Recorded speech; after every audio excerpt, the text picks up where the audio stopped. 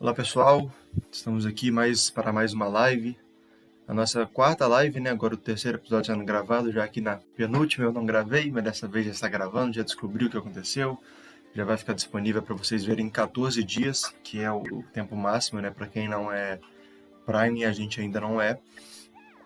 Vamos começar aqui, essa gravação provavelmente vai ser um pouco menor, essa live vai ser um pouco menor, porque nós vamos falar de menos jogos, nós vamos falar sobre os jogos da Copa Super 8, que foram sexta e sábado, os jogos da fase de quarta de final. E são esses jogos que nós vamos comentar. Comigo aqui eu tenho, como sempre, o Igão. Seja bem-vindo, Igão. Fala, galera. Igão na voz aqui.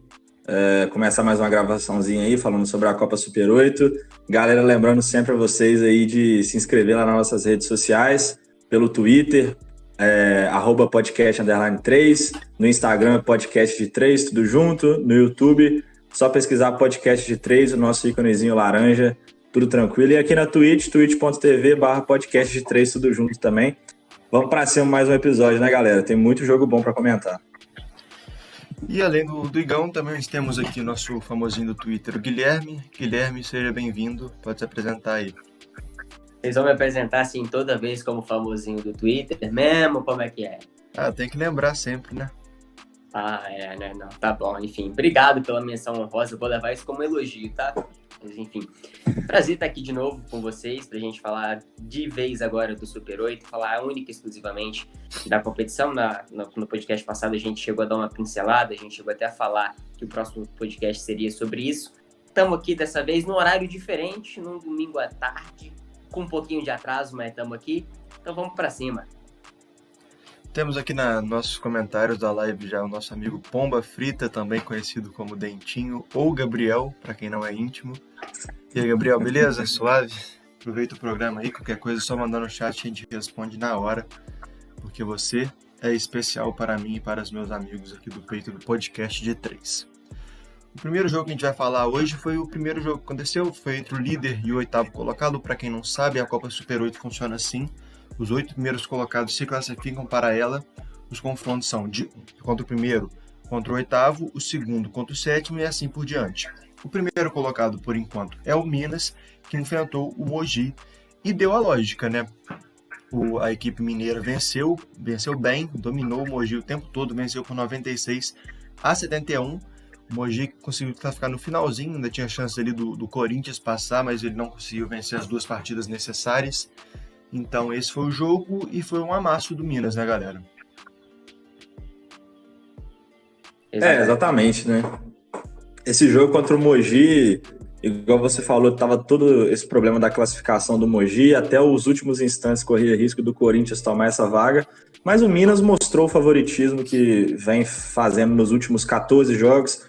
Não vai contar para o período da NBB, mas essa vitória aí do Minas sobre o Mogi na Super 8 é a 15ª vitória consecutiva da equipe, né? Se for contar o NBB e contar agora esse jogo de Copa. E com todos os méritos, deu a lógica e o time foi para a semifinal, vai enfrentar a equipe do São Paulo no dia 19, se eu não me engano, acho que é no dia 19 de janeiro mesmo. Nessa partida a gente teve uma atuação muito boa do armador Parodi, que eu estava assistindo o jogo, ele dominou toda a armação da equipe, jogou muito bem. O Johnson Jr., em determinado momento do jogo, ele também fez uma sequência de pontos muito forte. A gente teve aí os 9 rebotes do garoto Gui Santos, que ficou apenas 19 minutos em quadra e jogou muito bem, além de seus 11 pontos. E pela equipe do Mogi, o time não conseguiu fluir da forma que a gente esperava. O Coleman, que é o cara que tem o melhor aproveitamento de 3, né, o maior número de bolas de 3 na competição, ficou apenas 1 de 7 nas bolas de 3, um aproveitamento de 14%, muito baixo. Né? O Fúvio, que é o nosso armador, né, principal líder de assistências, jogou bem, fez 7 assistências, mas pontuou apenas 9 pontos em 30 tentados. Né? O aproveitamento dele ficou aí próximo dos 30% também. Para um cara do nível dele, é muito pouco. E o principal destaque em pontuação da equipe foi o Wesley. E uma coisa que eu chamaria a atenção nesse jogo aqui, para vocês verem as minutagens, né? Os jogadores do Mogi todos jogaram acima de 25, 30 minutos, e o jogador do Minas, o que mais tempo jogou, ficou em quadra exatamente 21 minutos. 19,9, quase 22 minutos, para vocês verem a diferença. Os jogadores principais da equipe do Minas ficaram praticamente metade do jogo só em quadra, e o resto do jogo eles ficaram no banco, né? Um revezamento muito forte. 10 jogadores tiveram mais de 15 minutos nessa partida. Então dá para ter noção de como esse elenco do Minas está todo muito bem equilibrado, muito bem montado. Assim, deu a lógica, igual o Daniel falou, e era uma lógica que era para ter dado no primeiro jogo entre essas duas equipes, não na Copa Super 8, mas enfim, há umas 2 ou 3 semanas atrás, 2 semanas atrás, né? E o que aconteceu hoje é o que todo mundo esperava. O melhor time dominou por completo o pior time, no caso desse jogo, que era o Mogi. Aquela questão do jogo anterior, que deixava ainda uma chaminha acesa de esperança e tal, foi mais por demérito do Minas, como eu já comentei aqui, como eu comentei lá no canal do YouTube do Mineiros, na jogada com o Igão, que aquela vitória mais apertada do Minas foi mais por demérito do próprio Minas do que por mérito do Mogi, que o Minas jogou muito mal naquele jogo.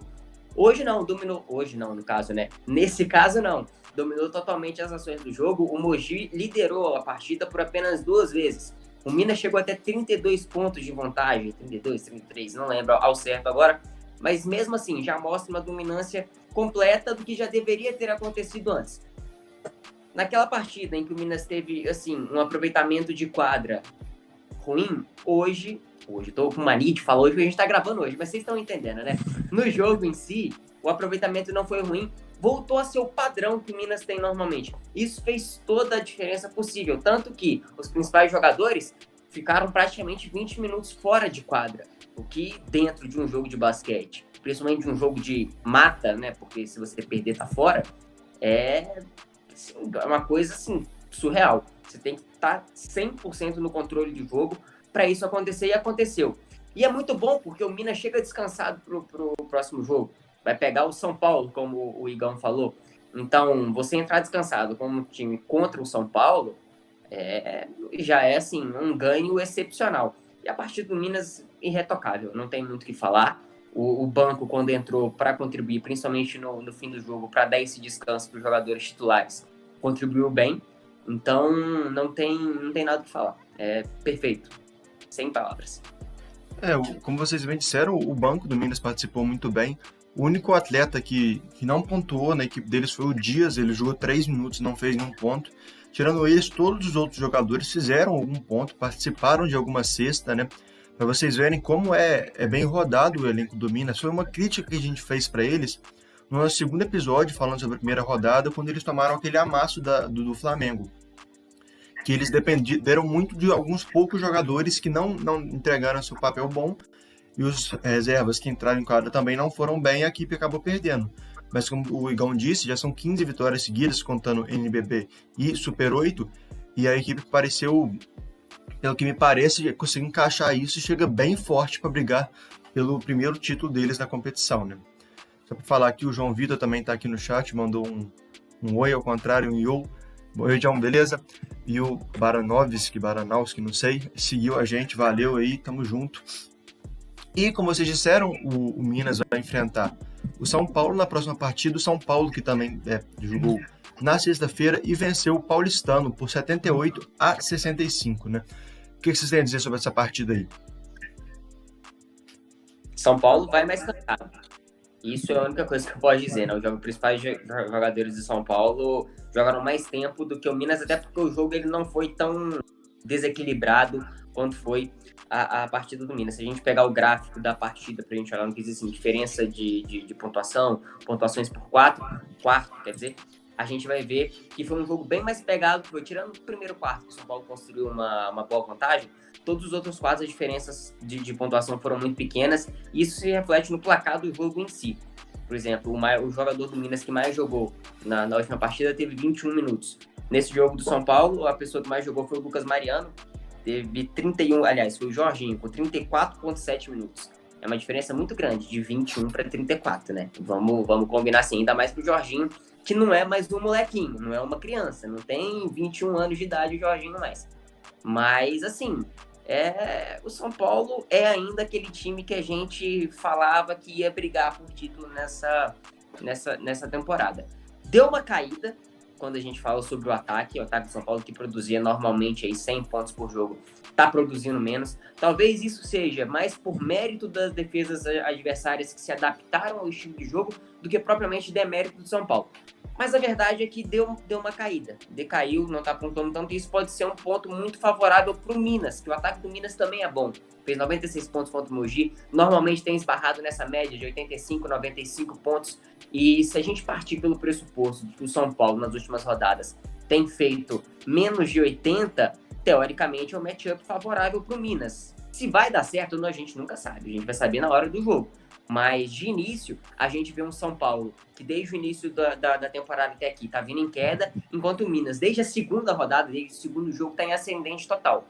Por mais que tropece dentro do próprio jogo, quando foi o caso contra o Mogi na competição normal, na competição nacional, tropeça, mas vence. Pontua pouco, mas mesmo assim dá conta do recado. E agora, contra o Mogi, o Minas deu um baile.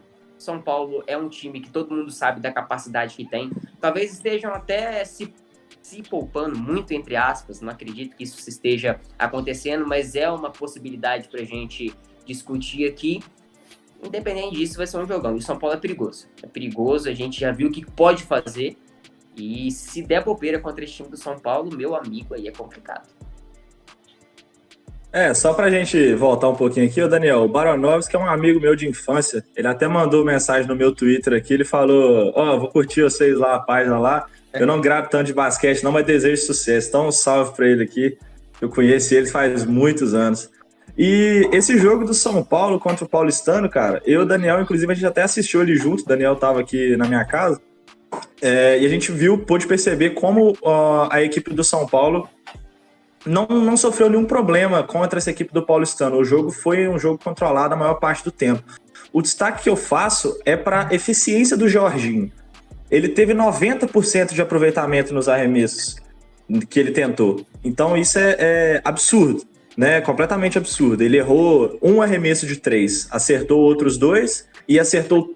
Não, minto, ele errou um arremesso de 2, né? E acertou todas as 5 bolas de 3 que ele tentou. Então foi 5 em 5 nas bolas de 3, o que é muito alto. E com certeza prova porque ele é o jogador mais eficiente da Liga da NBB. Se você abrir lá o ranking de jogadores mais eficientes por arremesso, o Jorginho lidera. Ou seja, ele é o cara que mais acerta, né? Então isso é algo fantástico. Outro destaque é o pivô, o Lucas Mariano, com 21 pontos e 7 rebotes. Jogou muito bem também. Teve um aproveitamento muito bom também nas bolas de 3. Foi uma equipe que ficou com um aproveitamento bom a maior parte do tempo, né? O Lucas Mariano teve aí 66% de aproveitamento nos arremessos de quadra. A equipe do São Paulo também manteve uma média boa. Pelo lado do paulistano, o destaque que eu faço é o pivô Mike, né? Foi um jogo muito pegado entre os dois pivôs. O Mike pegou 11 rebotes, sendo eles 4 rebotes ofensivos, o que também é bastante coisa. E além de seus 15 pontos. Mas a equipe do paulistano mostrou mais uma vez as dificuldades ofensivas que a gente vem falando durante todo o campeonato. É um time que não é tão criativo lá na frente, defende muito bem, mas não é tão criativo. E essa defesa deles não funcionou nesse jogo, porque logo no primeiro quarto eles já começaram tomando 24-13 para a equipe do São Paulo. Então, eles jogaram 30 minutos, né, excluindo os 10 primeiros minutos do primeiro quarto, com 11 pontos atrás. Então já foi uma vantagem que desde o intervalo, desde o primeiro quarto, já estava bem ruim para a equipe do paulistano, que remou, mas morreu na quadra mais uma vez e acabou sendo eliminado nesse Super 8. E o favoritismo dessas equipes do Super 8 ficou muito claro, né? Porque as equipes que classificaram foram as 4 primeiras da tabela. Então isso também é algo interessante. Os 4 primeiros colocados classificaram e do 5º ao 8º não classificaram, acabaram perdendo os seus jogos. Sobre esse confronto para a gente analisar aí de São Paulo e Minas, que vai acontecer no dia 19, o que eu posso esperar é um jogo grande, viu? Porque são 2 equipes que têm jogando muito. A equipe do Minas, eu não consegui comentar, acabei esquecendo de comentar no comentário anterior, quando a gente estava falando sobre o jogo do Minas, mas a equipe do Minas teve 5 jogadores que arremessaram acima dos 60% de aproveitamento também. E a equipe do São Paulo também teve o Jorginho com 90%, o Lucas Mariano com 66%, ou seja, são 2 times que estão acertando demais, né? São 2 times que estão atacando muito bem, e aí a gente vai ver se a regularidade do Minas vai falar mais alto, ou se esse talento ofensivo que o São Paulo demonstra várias vezes ultrapassando 100 pontos, pode surpreender a equipe mineira. Eu acho detalhe, que Igão. só pra gente... Pode falar, depois eu Deixa eu vou só terminar aqui, só completar o que vocês dois falaram, na verdade, que o Guilherme falou que os titulares do São Paulo ficaram bastante tempo em quadra, e o Igão falou do bom aproveitamento deles. É verdade, os 4 titulares, o Bennett, os 5 titulares, na verdade, mas o Renan não foi tão bem, eu vou até comentar isso aqui, mas o Bennett, o Chamel, o Lucas Mariano e o Jorginho foram muito bem no aproveitamento. E o São Paulo, no geral, no jogo teve 50%. Então você pensa, pô, se eles foram tão bem assim, teve alguém que foi muito mal. E foram peças importantes que foram mal. O Dawkins teve 27% de aproveitamento, o Jefferson teve 19% e o Renan teve 29% de aproveitamento. São aproveitamentos muito baixos. Se algum desses titulares não tiver num dia bom, não tiver em condição física de jogar tanto tempo como eles jogaram nessa partida, como eles vêm jogando, como eles jogaram aquela partida contra o Flamengo, que todos os titulares ficaram mais de 32 minutos em quadra, é uma coisa a se preocupar, porque se não estiverem bem, como é que o São Paulo vai se virar? O São Paulo pegou a equipe do Paulistano, que tem uma boa defesa, e fez 78 pontos. É um placar ok, mas como o Guilherme disse, é abaixo do que eles costumam pontuar. Então eles precisam da equipe toda, eles precisam fazer o que o Minas fez. Usou o banco e o banco entrou bem, sem precisar forçar os titulares. Porque se você quer ganhar uma competição que é mata-mata, como é o Super 8 e como é os playoffs da NBB, que vai vir depois do segundo turno, você precisa ter o seu banco atuando regularmente, atuando bem, para poder suprir a necessidade física dos seus titulares, né? Era mais ou menos algo parecido com o que eu ia falar aí, que em relação a essa pontuação, que eu busquei aqui o jogo entre Minas e São Paulo, que inclusive calou a minha boca, que eu disse que o São Paulo venceria essa partida. Nesse jogo, os jogadores todos do São Paulo tiveram um aproveitamento acima de 40%. Acima de 40%, tirando o Renan, que teve 20% de aproveitamento. Mas mesmo assim, o Renan, ele tem esses altos e baixos durante a temporada inteira. É uma coisa que a gente se acostumou.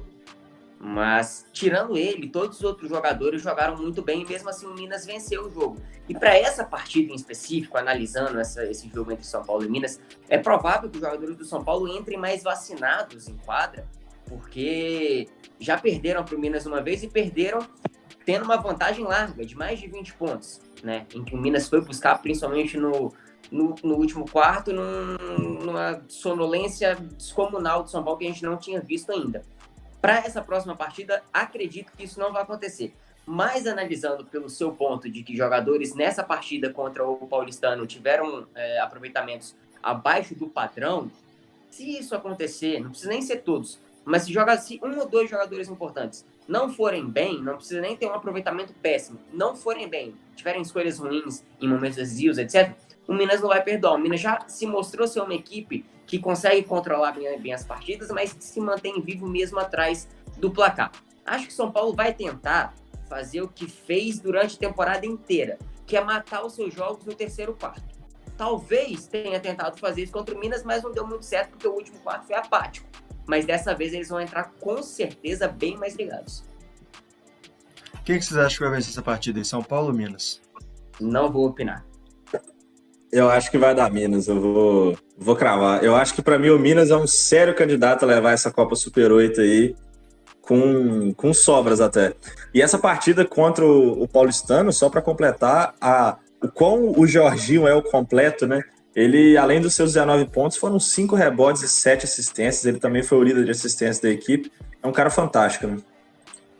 Antes de passar para a próxima partida, eu vou falar aqui, eu acho que o Minas vai vencer, assim como eu disse no nosso quadro, no canal Mineiros na Jogada, eu falei que o Minas ia vencer e eu acertei, né? Vocês dois foram contra mim e obviamente vocês erraram. Eu digo que o Minas vai ganhar do São Paulo de novo. E eu queria aproveitar ali que o Guilherme falou que a equipe do São Paulo vai entrar vacinada e lembrar a todos aí que a vacina foi aprovada, graças a Deus, a Anvisa aprovou a vacina, vai começar a vacinação, pelo menos em São Paulo primeiro.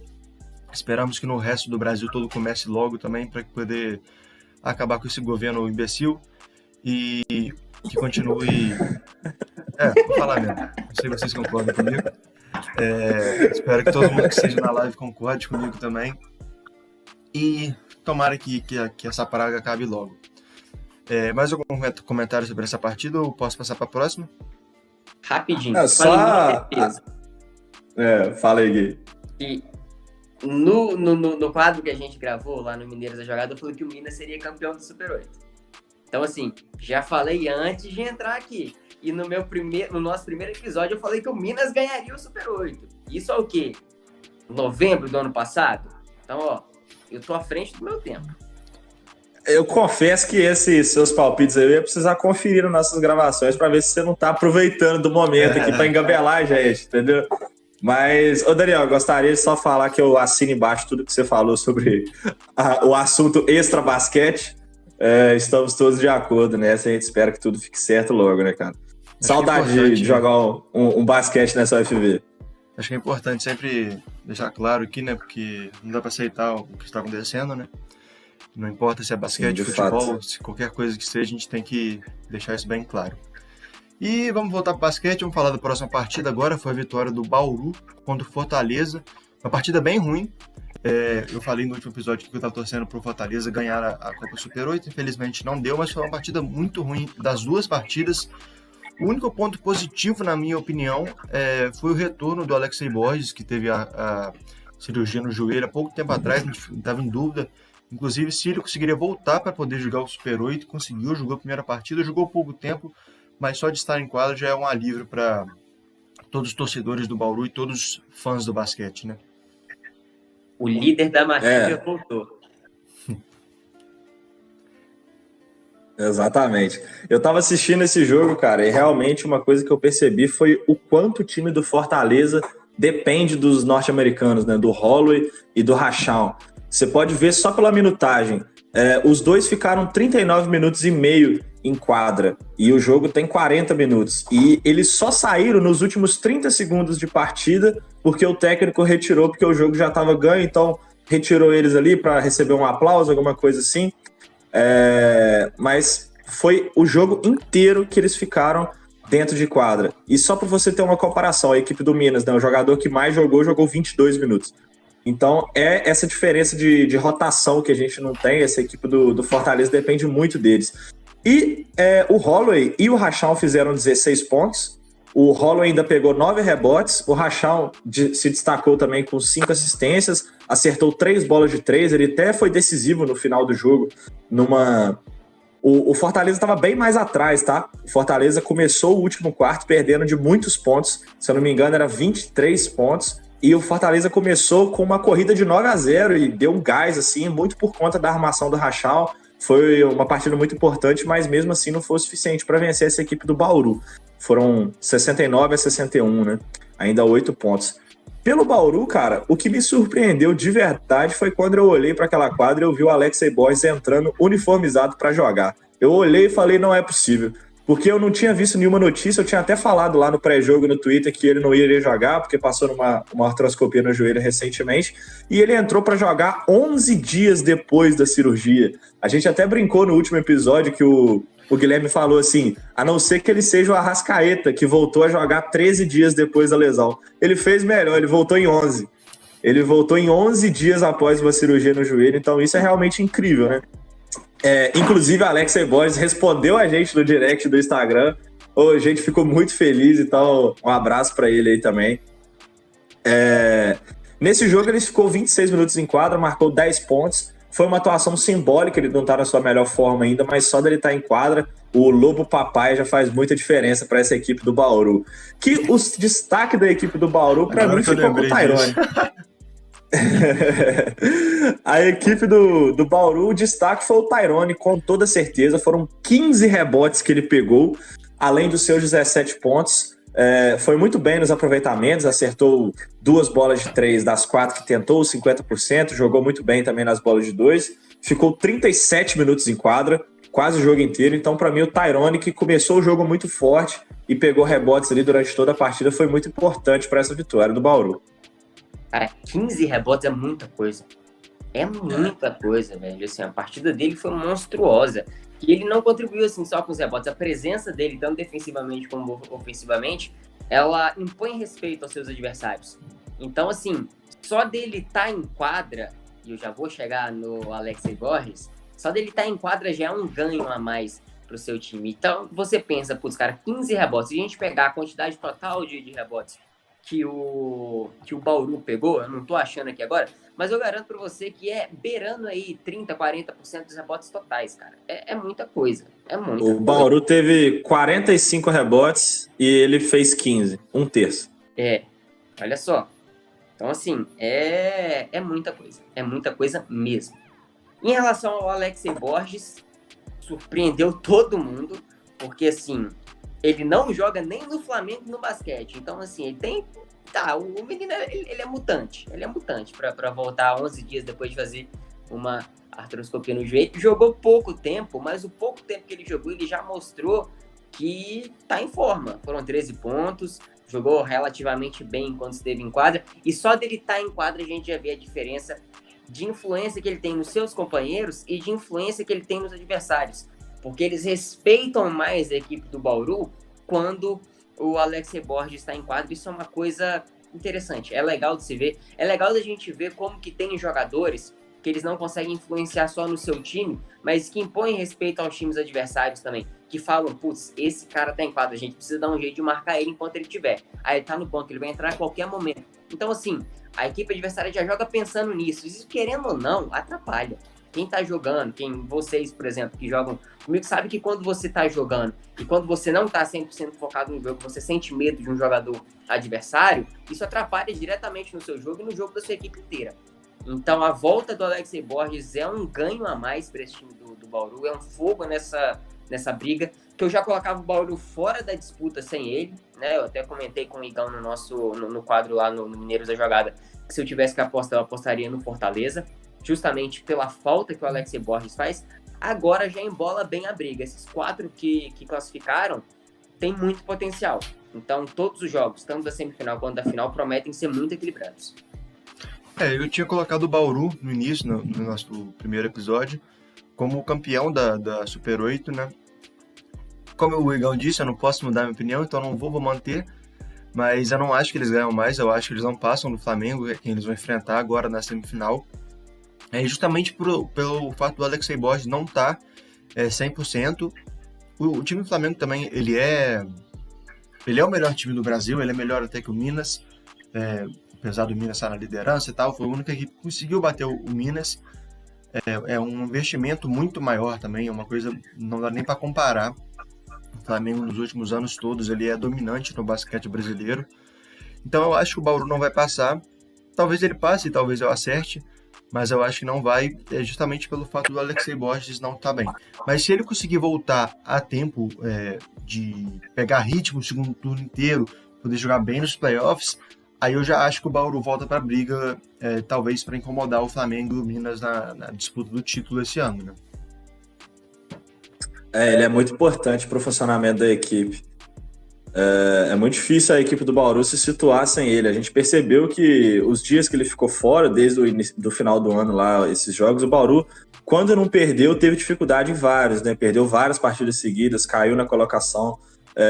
E só com a volta dele, você vê que eles conseguiram ganhar de um time que estava um time bom. O time do Fortaleza não é ruim, é um bom time. Né, tem uma dependência muito grande dos norte-americanos, igual a gente já falou, mas é um bom time, né, não deixa de ser. Então, eu acho que a volta dele muda tudo. Lá naquele início a gente tinha colocado o Flamengo e o Bauru na final, só que não vai rolar por causa do chaveamento, né? O Bauru e o Flamengo já vão se pegar agora nas semifinais. Eu acho que vai dar o Flamengo, ainda acho que vai dar Flamengo e Minas nessa final, que vai ser um jogo grande, um jogo grandíssimo, né? Se acontecer mesmo, mas o basquete é uma caixinha de surpresa, a gente tem que esperar para ver. E falando em Flamengo, o Flamengo venceu a última partida realizada ontem contra o Franca, um clássico do basquete, né? As duas maiores equipes de basquete do Brasil. O Franca em primeiro, o Franca tem mais títulos, tem mais história, tem mais tempo de basquete, apesar de ainda não ter ganhado nenhum NBB. Inclusive as duas últimas finais de Super 8 foram entre Flamengo e Franca. O Flamengo venceu o Franca em 2019 e depois o Franca deu o troco em 2020. Dessa vez não foi na final, foi nas quartas, mas o Flamengo levou a melhor. Venceu por 90-79 e vai enfrentar o Bauru, como a gente já disse. O Flamengo começou mal a partida, ele perdeu o primeiro quarto por 27-19, o Franca entrou muito embalado, mas depois disso o Flamengo venceu todos os quartos, mostrou sua força e não deixou o Franca jogar bem em mais nenhum momento da partida. Depois do primeiro quarto, o Flamengo só dominou, fez o seu ritmo, usou seus jogadores reservas, como a gente vem falando aqui. O Flamengo e o Minas são as melhores equipes que fazem isso, vocês podem ver todos os nossos episódios. A gente nunca fala de um jogador do Flamengo que fez, sei lá, 25, 30 pontos. É sempre ali vários perto da média de 20 pontos. Nessa partida aqui foi o Chuzito Gonzalez com 19 pontos, o Olivinha com 17 pontos e 11 rebotes. Então é uma equipe muito regular, com todos os atletas regulares, né? O que vocês têm para falar mais dessa partida aí? Essa partida, cara, o que você estava falando do Franca, ele realmente entrou muito forte, mas logo no segundo quarto o Flamengo já voltou extremamente ligado, inclusive com uma atuação do Olivinha fantástica. Ele pegou 7 rebotes ofensivos no jogo inteiro, mas ele já tinha pegado esses 7 rebotes ofensivos no meio do segundo quarto. Eu fiz até um tweet que ele curtiu, o próprio Olivinha, achei muito legal também. Outro salve aí, um abraço para o Olivinha, cada vez mais próximo dos jogadores, a gente tá conseguindo chegar, né? Isso é legal. Mas o interessante é que o Olivinha estava com uma participação muito forte nesses rebotes ofensivos lá no ataque. Um jogador ter 7 rebotes no jogo já é uma média legal. 7 rebotes ofensivos é algo extraordinário. 7 rebotes ofensivos é muita coisa, é difícil, né? E ele pegou 11 rebotes ao todo nesse jogo. Além dos seus 17 pontos, foi muito, muito contribuinte nessa vitória do Flamengo. Para mim, ele junto com o Chuzito foram os principais jogadores, mas eu ainda daria o prêmio de melhor jogador da partida para o Olivinha. Até por toda a identificação que você vê que o cara tem com a equipe. O Olivinha é um cara que vibra a cada posse de bola, a cada rebote, a cada cesta. É um cara que está sempre vibrando muito e levando o coração dessa equipe do Flamengo para cima. Além disso, igual o Daniel falou, a equipe do Flamengo ela é muito equilibrada, ela é muito parelha também. Você vê que outros jogadores também se destacaram, como o Iago, que se destacou aí com 8 assistências. O Marquinhos também teve um jogo ok, né? Fez 13 pontos, 7 rebotes e 5 assistências, participou bem do jogo. E foi uma equipe que, com justiça, ganhou da equipe do Franca, que veio bem, começou bem o jogo, mas não teve forças para jogar bem até o final. Um destaque até negativo eu dou para o Lucas Dias. O Lucas Dias é o líder dessa equipe do Franca e não jogou bem, não fez um bom jogo. Fez apenas 12 pontos, 1 de 7 para 3, apenas 14% de aproveitamento, muito ruim, né? O aproveitamento dele para 2 foi 2 de 7, 28%, ou seja, o cara chutou uma média aí de 28% em todos os arremessos dele, o que é algo que, para o nível do Lucas Dias, que é o cestinha do campeonato até agora, né, 24 pontos de média por jogo é muito baixo, é algo muito baixo. E ele mesmo, na entrevista ao final do jogo, ele admitiu, ele falou que realmente não fez um jogo de excelência, né? Ô, Daniel, bota o Craig para gravar aí de novo, que eu acho que teve um problema. Ele saiu. Tá. Vocês vão ver aqui o nosso Discord, então, porque... Problemas de fazer ao vivo, galera, acontece. Daniel, o bravo absurdo. Sim, esse sou eu.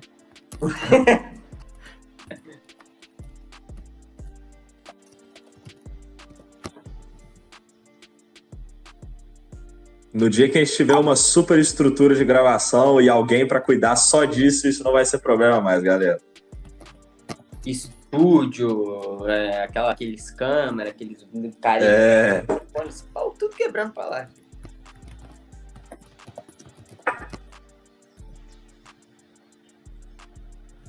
Não tá entrando, não. Entrou. Now recording. Aí, galera. Ô, Daniel, é só você voltar a câmera aí pra gente voltar, né? Sim. Aí. Top. Então, galera, voltando ao raciocínio que eu tava falando, o Lucas Dias é um cara que ele é muito importante para essa equipe do Franca funcionar e ele não jogou nada bem, né? Fez um jogo muito fraco, terminou com 0 assistências, ou seja, ele não pontuou, ele não armou, ele não fez nada nos seus 28 minutos em quadra. E ele era o cara que precisava chamar essa responsabilidade. Titular da equipe, o cestinho do campeonato, não funcionou. A equipe do Franca teve o Fusaro, que fez um bom jogo, né, com seus 18 pontos, e o veterano André Góes, né, que também fez 16 pontos, pegou 7 rebotes, participou muito ali no final do jogo, mas eu fiquei extremamente decepcionado com essa atuação do Lucas Dias. E faz falta, né? Faz falta as atuações de jogadores como ele, porque, querendo ou não, é o líder desse time. Independente da idade que seja, ele é o cara que coloca a bola embaixo do braço e leva para frente nesse time do Franca, que no geral é um time qualificado. Mas um jogador como ele, em uma partida ruim, faz muita falta, ainda mais se você estiver jogando contra o Flamengo. O Flamengo tem essa média de minutagem de jogadores aí que beiram aí quase todo mundo os 20 minutos. Então, se a gente parar para pensar, cada um descansa meio jogo. É muita coisa, gente, é muita coisa. Então, assim, isso mostra quão forte é esse elenco do Flamengo. O elenco, não só o time, o elenco do Flamengo é um elenco muito forte, é um elenco que possibilita você rotacionar os seus jogadores dentro do próprio jogo. E mesmo assim, mesmo rotacionando, você não perde qualidade. Assim, obviamente, tá, você perde alguns pontos, mas não é aquela queda absurda. Por exemplo, agora entrou o time do Terrão. Não, com o Flamengo não tem isso, cara. Com o Flamengo, o time titular e o reserva, eles cumprem muito bem suas funções dentro de quadra e funciona muito bem. Funciona perfeitamente. E nesse jogo, o Flamengo começou, entre aspas, mal. Acho que é até mais mérito do Franca do que demérito do Flamengo. E logo em seguida o Flamengo já deu o troco. Mas até ali uns 5 minutos do terceiro quarto, 5, 6 minutos, era um jogo equilibrado. O Franca, inclusive, estava à frente do placar nesse metade de terceiro quarto, e depois disso que o Flamengo deslanchou, principalmente no último quarto, construiu a sua vantagem e venceu o jogo. Mostra que é um time capacitado também, mostra que é um time que sabe lidar com qualquer situação dentro do jogo, e não era para menos. O Flamengo é, de longe, hoje, uma das equipes, uma das franquias, no geral, mais capacitadas da NBB inteira.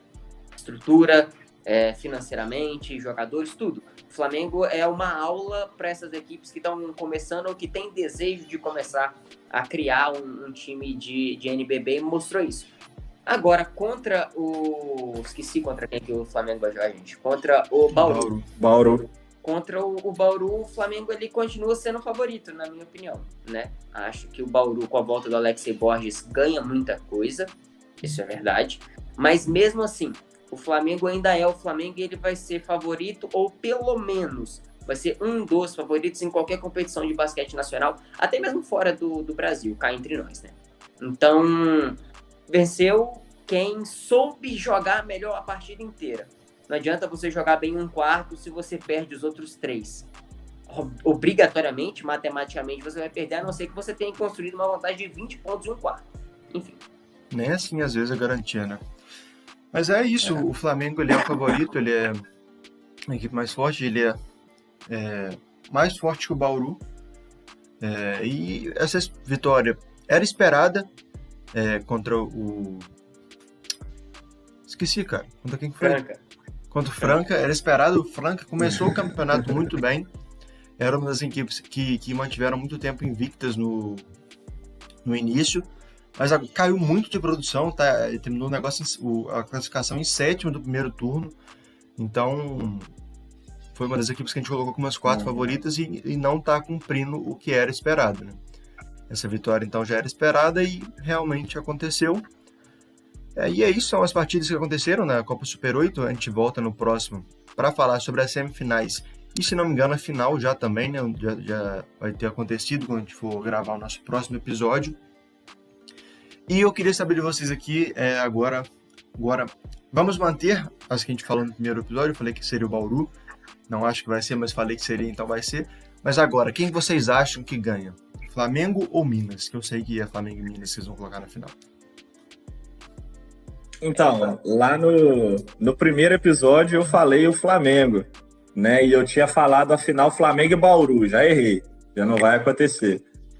Agora, há poucos minutos atrás eu falei que é o Minas, né?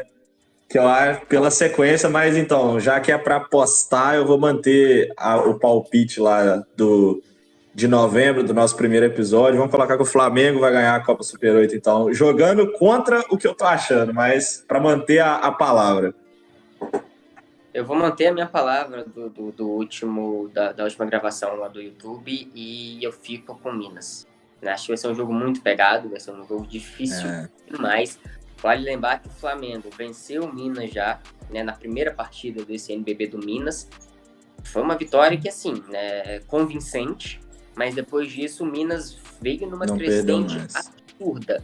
Então, assim, é outro momento dos dois times, né? Tem uma diferença gritante do início de uma temporada para o início do Super 8 e, consequentemente, uma final do Super 8. Bom, eu acho... Perdão. Acho que o Flamengo é mais elenco, mas eu vou apostar no Minas. Eu acho que vai ser o Flamengo. Eu tinha colocado o Flamengo como campeão do NBB e o Bauru como campeão do Super 8. Não vai acontecer. Imagino eu, não acho que o Bauru vai passar do Flamengo. Ainda pode, mas não acho. Acho que vai dar Flamengo nesse jogo contra o Minas. Vai ser um jogo muito bom de assistir, né? Com certeza vai ser as duas melhores equipes do campeonato se enfrentando. Com certeza não sei se vocês vão passar ainda, mas já estamos assumindo aqui, né? Vai que passa Bauru e São Paulo, a gente vai quebrar a cara aqui. Mas aí a gente nem volta semana que vem. Mas a minha aposta ainda é o Flamengo. Então, esse foi o galera, até... Pode ir. 2-1 pro Flamengo, então, aqui. Eu só ia falar que tem esse risco aí da gente quebrar a cara e passar Bauru e São Paulo, ou então São Paulo. Acaba. Mas enfim... Não, vamos encerrar esse episódio. Infelizmente eu vou não poder publicar isso aqui, né? Infelizmente eu vou perder o arquivo. Essas coisas acontecem, sabe? Mas é isso, esse foi o nosso 8º episódio. 9º episódio, na verdade, mas é o 8º que vai para o ar, para quem tá ouvindo pelo Spotify ou pelo YouTube. Porque, infelizmente, esqueci de gravar. Eu quero lembrar isso sempre para eu nunca mais esquecer. Esse aqui também está gravando, estamos tranquilos. Então eu queria agradecer a todo mundo que foi aqui com a gente, todo mundo que está ouvindo agora em outro dia que não seja ao vivo. Queria agradecer aos meus amigos aqui, pedir que eles se despedissem. Fiquem à vontade. Valeu, galera. Obrigado aí, pessoal que assistiu ao vivo, pessoal que mandou mensagem no chat, pessoal que me mandou mensagem em outras redes sociais também, que eu vi umas notificações aqui. Obrigado por vocês estarem acompanhando o nosso projeto, o nosso podcast. A gente está chegando já aí perto do nosso 10º episódio, já são várias semanas trabalhando em cima disso, e sempre com muito carinho, sempre se esforçando muito para a gente trazer o melhor aqui, que realmente é algo que tem feito as nossas semanas, né? O podcast tem sido um projeto que a gente leva com muito carinho. Então não deixem de seguir a gente lá nas redes sociais, igual eu já falei lá no início, principalmente no Twitter. O Twitter está bem movimentado, quase todo jogo eu tô tweetando muito lá, a gente está colocando várias coisas lá. O Instagram também eu tenho tentado olhar o story, colocar algumas coisinhas no story. E sigam a gente lá nas redes sociais, está aparecendo aqui ou não? Aqui. Acho que dessa vez eu acertei. Não, do outro lado. É porque eu tô olhando aqui. Tá aparecendo aqui as nossas redes sociais e tal, para vocês, todas elas. E aqui na Twitch também se inscrevam, por favor, que vocês vão receber sempre a notificação quando a gente estiver começando uma live, nem vai precisar ficar de olho nem nada, só vocês serem inscritos aqui que vocês recebem a notificação. Então, galera, um abraço para vocês, viu? Valeu, obrigado aos meus 2 amigos aí de sempre. Tamo junto. É isso, gente. Obrigado pela companhia de vocês, obrigado por quem vai escutar a gente lá no Spotify em alguma hora do seu dia. Para quem tá fazendo Enem hoje e vai escutar a gente, espero que você esteja tranquilo, espero que você esteja bem, sem depressão, sem nada. Pelo amor de Deus, hein? Vamos com calma nisso aí. Vai dar tudo certo. Obrigado pela companhia de vocês. Fiquem com a paz de quem vocês quiserem, não sei a crença de vocês, mas do que vocês imaginarem, quiserem. Se não crê em nada, fique do jeito que você quiser, fique bem pelo menos. Se cuidem, a vacina tá vindo aí, ainda bem. Já a gente vai estar gravando isso aqui, ó, presencialmente, um do lado do outro. É verdade. Beleza? Então é isso. Obrigado pela companhia, gente. Se tudo der certo, logo menos estaremos todos juntos. Jogando nosso basquete juntos também, nós somos o mesmo time da UFV. É isso, esse foi o nosso episódio. Muito obrigado a todos. Até a próxima.